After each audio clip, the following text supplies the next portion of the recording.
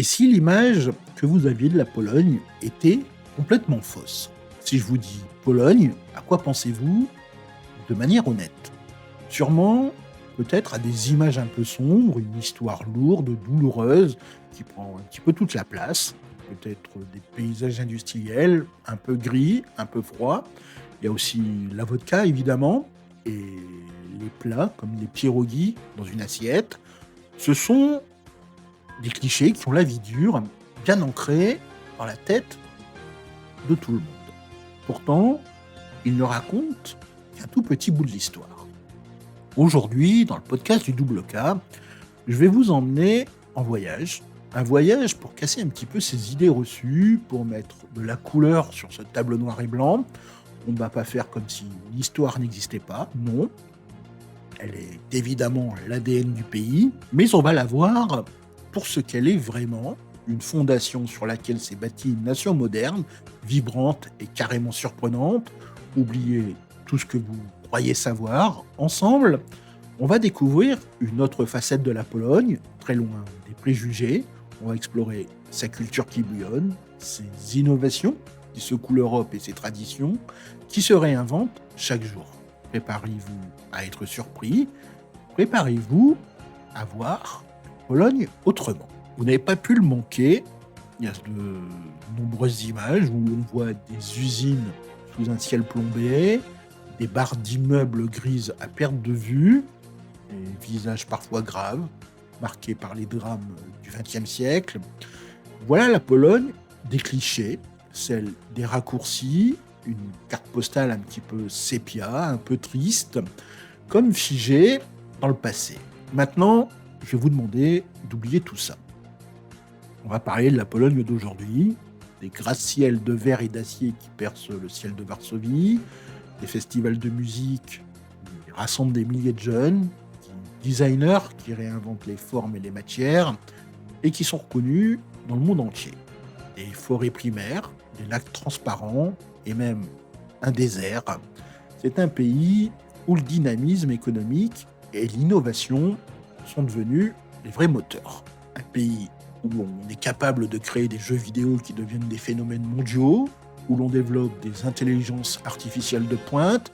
C'est cette Pologne-là qu'on va découvrir ensemble, une nation complexe, fière de son passé, mais qui fonce vers l'avenir. Alors, est-ce que vous êtes prêts pour le décollage? Pour comprendre cette transformation, la première escale évidente, ça reste Varsovie. On la surnomme un petit peu la ville phénix et elle incarne parfaitement cette capacité à renaître et à se réinventer. Rasée à plus de 80% pendant la Seconde Guerre mondiale, elle n'a pas juste été réparée, elle a été ressuscitée de ses cendres. La reconstruction de sa vieille ville, pierre par pierre, à l'identique, est un exploit classé au patrimoine mondial de l'UNESCO. C'est un hommage un petit peu puissant à son passé, une vraie déclaration d'amour à son histoire. Mais ne vous y trompez pas, Varsovie n'est pas un musée à ciel ouvert. Le vrai choc, c'est quand on lève les yeux. Le centre-ville, c'est devenu, ces dernières années, une forêt de gratte-ciel ultra-moderne, de tours en verre dessinés par les plus grands architectes, des projets comme la Warsaw Tower, le plus haut bâtiment de l'Union européenne, redessinent constamment le profil de la ville, lui donnant des airs de mini Manhattan sur la Vistule. C'est une ville qui a refusé de choisir entre passé et futur et qui a décidé de les faire cohabiter. Le résultat est parfois déroutant, mais toujours fascinant. L'architecture moderniste d'après-guerre dialogue avec les audaces du XXIe siècle, créant un paysage urbain unique en Europe. Mais cette modernité, ce n'est pas que du béton et de l'acier. C'est aussi le reflet d'un boom économique et technologique spectaculaire. Discrètement, la Pologne est devenue un géant de la tech européenne. Vous avez peut-être joué à The Witcher, vous attendez Cyberpunk 2077 avec impatience. Bingo, c'est polonais. Ces phénomènes mondiaux ont été créés ici par le studio CD Projekt Red. Vous utilisez peut-être des applications de traduction ou de synthèse vocale. Il y a de bonnes chances que la technologie d'Eleven Labs, l'une des 14 licornes polonaises, soit derrière. Le secteur de la tech est un monstre qui devrait peser près de 32 milliards de dollars en 2025. Des villes comme Varsovie et Wrocław sont devenues des hubs de start-up, surtout dans la robotique et les technologies médicales. Et ce n'est pas un hasard, c'est le fruit d'investissements massifs et de l'arrivée de géants comme Google ou Microsoft qui ont choisi la Pologne pour leur data center et pour accélérer l'IA. Et vous allez me dire, mais qui porte tout ça? En fait, c'est une génération qui a grandi avec l'Europe, l'ouverture et le numérique. La jeunesse polonaise est l'un des plus grands atouts du pays et pourtant, on la connaît si mal. Je vous demande tout de suite d'oublier le cliché d'une société fermée et conservatrice. Les jeunes Polonais sont polyglottes, ultra connectés et ouverts sur le monde. Leur niveau d'anglais est l'un des meilleurs d'Europe. Ils voyagent, partent en Erasmus, consomment la même culture que nous et reviennent au pays avec des idées, des projets, une énergie folle. Ils sont exigeants, critiques et n'hésitent pas à manifester pour défendre leurs convictions, que ce soit pour le climat, le droit des femmes ou l'état de droit.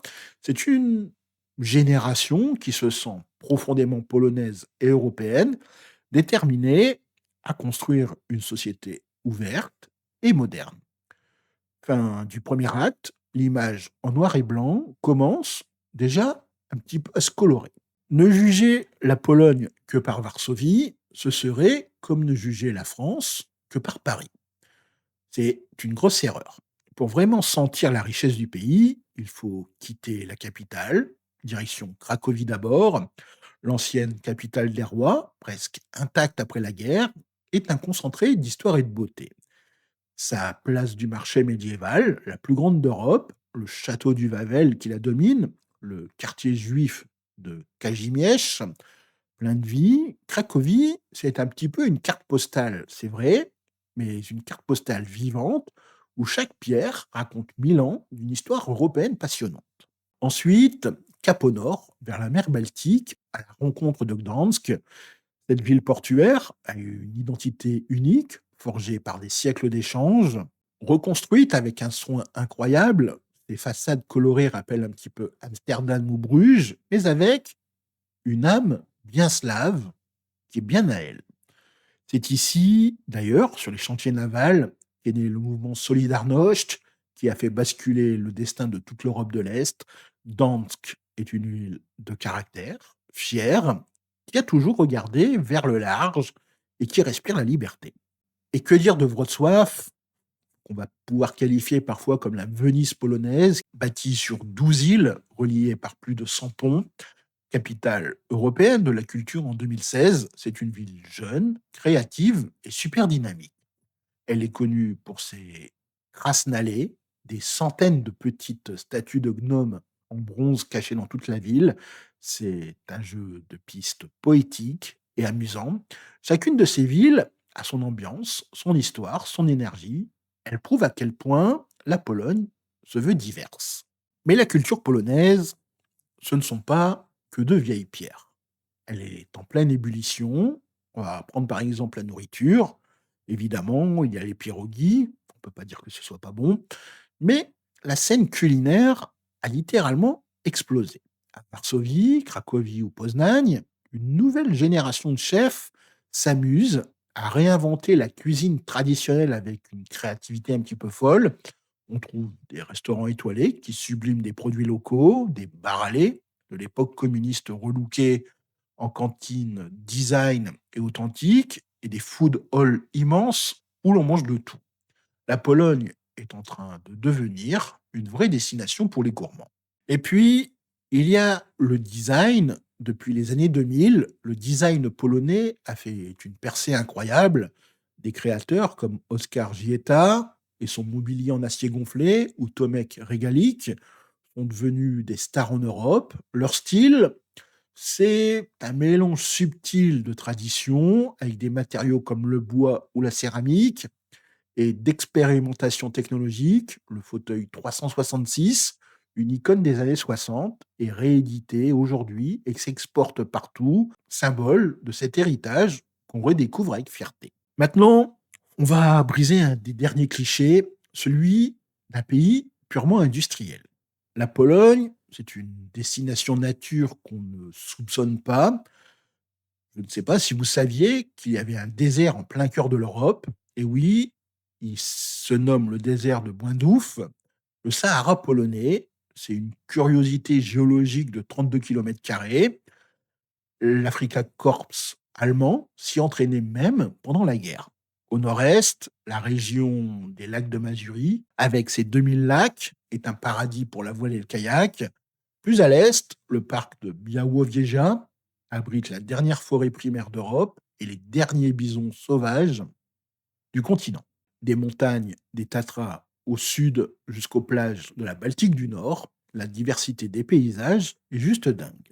On a donc parlé de modernité, de culture, de nature, mais pour vraiment comprendre la Pologne, il faut essayer de saisir quelque chose de plus subtil, c'est son âme. Et pour ça, il faut comprendre un mot, un concept quasi intraduisible qui est au cœur de la mentalité polonaise, kombinować. On en a déjà parlé, pour ceux qui écoutent régulièrement le podcast du Double K. Kombinować, littéralement, ça veut dire combiner, arranger, mais c'est bien plus que ça. En fait, c'est l'art de la débrouille, la capacité de trouver des solutions créatives non conventionnelles à des problèmes qui semblent, le plus souvent, insolubles.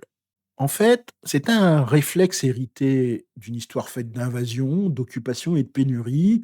Quand les règles sont absurdes ou injustes, Kombinovac devient un petit peu une stratégie de survie. C'était d'ailleurs le cas sous le communisme, où il fallait combiner pour trouver des produits de base ou contourner la censure. Aujourd'hui, cet état d'esprit a changé de visage. L'art de la débrouille est devenu un moteur d'innovation et d'entrepreneuriat. Le développeur de jeux vidéo trouve une astuce technique géniale, la fondatrice de start-up qui se lance avec 3 bouts de ficelle, le designer qui crée une chaise avec des matériaux de récup. Ils font tous un petit peu du kombinovatch sans le savoir. C'est cette agilité mentale, cette habitude de penser différemment qui explique en grande partie le dynamisme polonais actuel. C'est une compétence forgée dans l'adversité qui vaut de l'or aujourd'hui. Comprendre la Pologne, c'est aussi accepter qu'elle soit complexe. C'est un pays plein de paradoxes, une société qui peut paraître très catholique et traditionnelle d'un côté, et en même temps progressiste et contestataire de l'autre. La Pologne, ce n'est pas un pays uniforme. C'est une nation de débatteurs passionnés. Les discussions sur la politique, l'histoire ou la société peuvent être vives ou intenses. Ces grandes questions ne sont pas juste des sujets de livres, elles se vivent au quotidien, à table, dans les médias ou dans la rue.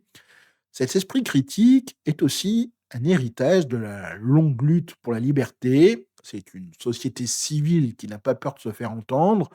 Voir la Pologne autrement, c'est justement refuser les simplifications et accepter cette fascinante complexité. Pour donner vie à tout ça, on pourrait laisser parler ceux qui vivent cette Pologne au jour le jour. Il y en a certains qui vont nous dire, quand ils ont lancé leur start-up à Varsovie, on leur disait que c'était impossible sans un gros capital. Mais ici, ils ont appris à faire avec peu. C'est un petit peu cet esprit du kombinovatch. On peut être en mesure de partager des bureaux, de mutualiser des ressources, de s'entraider. En fait, il y a une énergie incroyable, le sentiment que tout est possible. Varsovie, pour beaucoup, n'est plus une ville de l'Est qui rattrape son retard. C'est une ville qui donne le ton. Pour d'autres, ceux qui sont de Cracovie, ils diront peut-être ce qui le marque le plus, c'est le contraste. Il y a certainement la beauté historique, qui est à couper le souffle, et juste à côté, la scène tech et créative qui explose, avec des collègues polonais brillants, super qualifiés. Et il y a aussi un petit peu dans cette ville ce rapport à l'histoire. Ils ne la subissent pas, ils dialoguent avec, ils sont fiers de cette histoire justement, mais ils sont aussi les premiers à en débattre, à la remettre en question. Et c'est ça aussi qui est très stimulant. Par exemple, à Gdansk aussi, Gdansk, ça a toujours été une ville ouverte sur le monde, un port. Et cet esprit, il est aussi un petit peu resté. On sent une soif de culture, de nouveauté.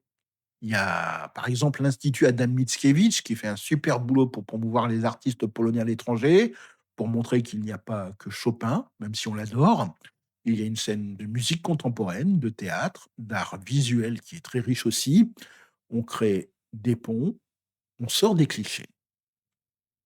Ces témoignages et ces avis sur ces différentes villes dessinent un petit peu le portrait d'une Pologne plurielle et en mouvement, une nation résiliente, créative et passionnément complexe. On arrive donc maintenant à la fin de notre voyage.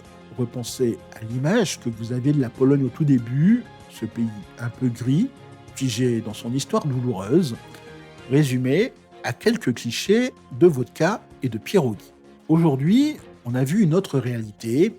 On a vu les gratte-ciel futuristes de Varsovie, symbole d'un dynamisme économique insolent. On a découvert que la Pologne est un leader du jeu vidéo et de l'intelligence artificielle. On s'est promené dans les rues colorées de Cracovie et Gdansk.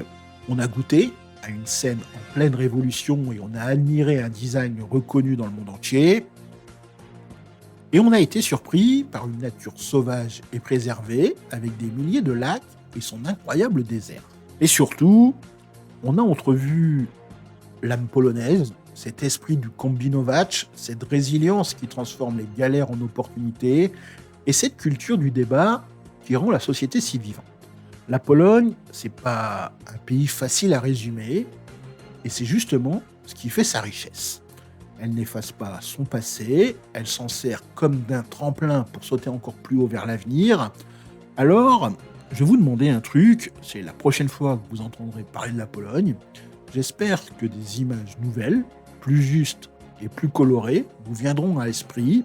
L'image d'un pays au cœur de l'Europe, pas seulement sur la carte, mais aussi par sa culture et son économie. Un pays qui a énormément à offrir à ceux qui prennent le temps de regarder au-delà des apparences. Alors, est-ce que vous êtes prêt aujourd'hui à revoir votre jugement sur la Pologne? Quelle facette de ce pays vous a le plus surpris? L'innovation, la culture, la nature? Dites-le moi en commentaire. Je suis curieux de lire vos réactions et vos propres expériences si vous avez déjà eu la chance de visiter ce pays fascinant. Et si ce podcast vous a plu et que vous avez appris quelque chose, n'oubliez pas de laisser un pouce bleu, de vous abonner pour ne pas manquer nos prochaines explorations et surtout de la partager avec quelqu'un qui a encore des clichés sur la Pologne. Merci d'avoir suivi une nouvelle fois le podcast du Double K. Je vous souhaite de passer une agréable journée, Biegonia, et je vous dis à très bientôt. Do zobaczenia.